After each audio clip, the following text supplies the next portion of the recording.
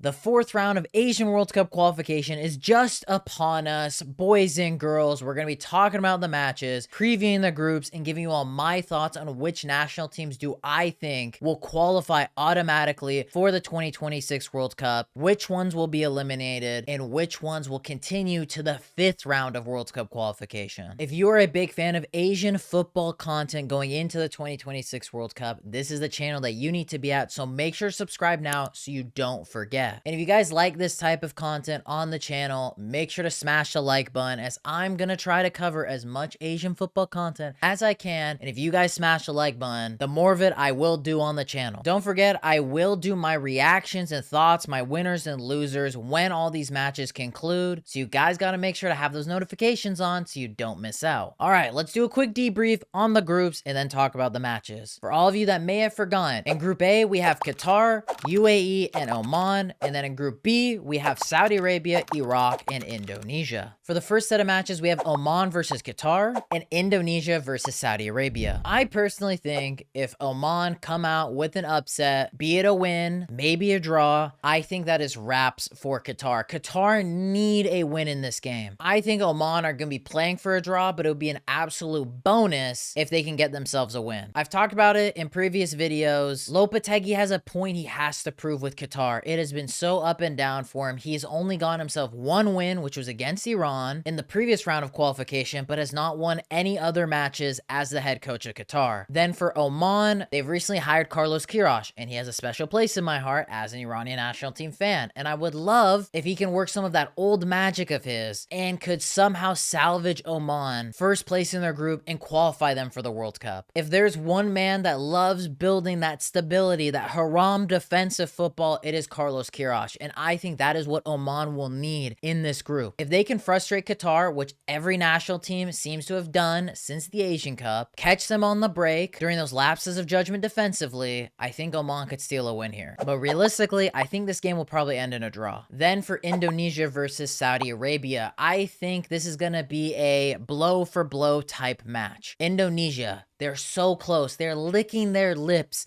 that they have the possibility of qualifying for the World Cup. Saudi Arabia, they're out for blood. They don't feel like they should be at this point in qualification. They fumbled the bag to Australia. Now they need to go out and prove themselves. Hervé Renard's back. No more Mancini. The bad juju is gone from the Saudi Arabian national team. I think Indonesia is going to come out firing. They're going to come and get a goal early on. But Saudi Arabia will steady the ship, and I think we'll win this game. I know, to all my Indonesian fans, I want to see you guys do well, but I gotta be realistic here. I think the experience Saudi Arabia and Hervé Renard have will outclass Indonesia. I think this will be vital experience for the Indonesian national team in their future matches, but I think experience is gonna come big in this match. Then for the next set of matches, we have the UAE versus Oman and Iraq versus Indonesia. In my opinion, when looking at this Oman versus UAE match, on paper, it doesn't look the most exciting, but I think this could be the turning point for the UAE and or for Oman, because with how I predicted it, Oman have some points going into this match against the UAE. So if they could go out and get a win here, they've locked their spot. And I think this will be the match that Oman get themselves a win. As long as they play defensively diligent, the Carlos Queiroz defensive stable that he's going to implement for Oman, I think that's going to kill the UAE. The lack of creativity, the lack of offensive fluidity, I think is going to hurt them. I think Oman score on a set piece and somehow squeaky bum themselves a win here. Then for the other match between Iraq and Indonesia, Iraq need to finish first in this group. They have to. I think they're going to be out for blood because they should have been the second place team in the third round of qualification in Group B, but Jordan took it from them right under their noses, and they need to make a statement. This is a national team that I've been praising about since the beginning of qualification. I thought they were going to be one of the newcomers going into this World Cup that we don't usually see from Asia, but Jordan took that from them. And I think they're going to go full throttle, absolutely bulldoze Indonesia and win this game. And that would mean Indonesia would be eliminated. I'm sorry to my Indonesians, but I genuinely think this is as far as your guys' road will come. I think you guys have been madly impressive throughout qualification. The rise of the Indonesian national team has been spectacular, but I think this is going to be invaluable experience for future World Cup qualifications to come for Indonesia, because I think their opportunity will come soon. Be it in Asian Cup, be it in qualification, be it at a World Cup, they will be there. I am so confident about that. Then for the final last two matches, we have Qatar versus the UAE and Saudi Arabia versus Iraq. These final matches realistically can come down to who finishes first and second, because so far in my predictions, it looks like Oman would possibly be the first place finishers in Group A. So this is going to be a dogfight between Qatar and the UAE for second place to go on to the 5th round of qualification. And I just don't like this Qatari team. I know they brought in a very high pedigree coach in Lopetegui, and in theory, they should be able to at least finish in first and second in their group, but they have been so all over the place. They have not looked convincing. Be it their last 2 World Cup qualification matches, be it the recent friendlies they've played in, they haven't looked good. So I'm just going to favor UAE to win this game, and Qatar is going to be eliminated, and the UAE will finish in second to continue in the 5th round of qualification. I just trust the UAE more than I trust Qatar, and that would probably mean Lopetegui getting sacked, but who knows. Then for Saudi Arabia versus Iraq, I got to ride the Iraqi train, and I would love to see Saudi Arabia not qualify so then maybe they part ways with Renard and he comes to the Iranian national team. It's part of my long-term big ploy. But outside of my